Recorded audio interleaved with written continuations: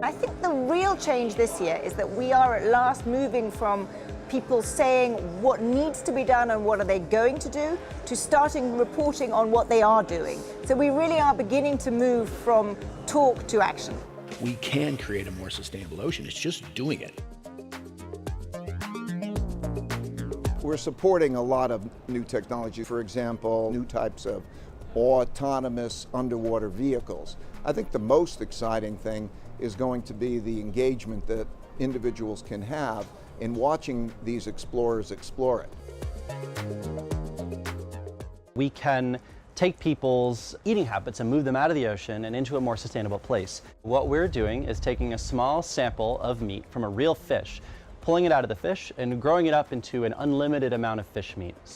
We have a bubble-blowing machine underneath the hull of many of our ships that is emitting trillions of small bubbles between the hull of the ship and the water that the hull is in to meaningfully reduce the friction of the ship cutting through the water. I don't think we should rule out things that seem like they're not a complete solution just because they can only provide part of the answer. We ultimately may need lots of different components to come together to solve this problem.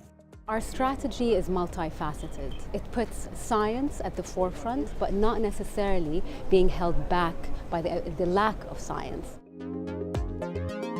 Now, when we filter our data and look specifically at transactions within the blue economy, we find that it's only around 250 million. But how do we catalyze the over 300 trillion in the global capital markets? We're now beginning to see the investment community coalesce a little bit more. Ideas around what it means to invest in the ocean economy are beginning to become clearer.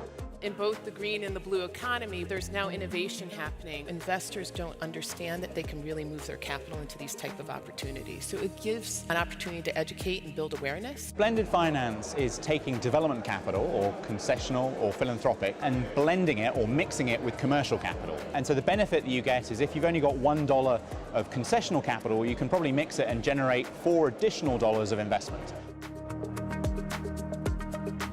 The problem is that we have taken too many fish out of the ocean. In the last 100 years alone, we have lost 90% of the large fish. But we know how to fix this. In the same way that nobody questions the importance of national parks on the land, we need that same support for marine reserves.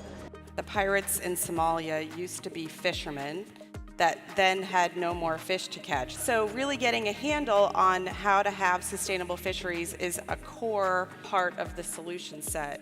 The economic benefit of this fight is the preservation of the resources and the continuation of business over time. That's the value of being here and of the Economist as a magazine, to project to the world that this is the frontier, this is the forefront. Saving the ocean is not going to be about what I get out of it and what win I can claim. It's really about how this global audience is willing to work together, to break free from silos, to take some risks, and to trust each other.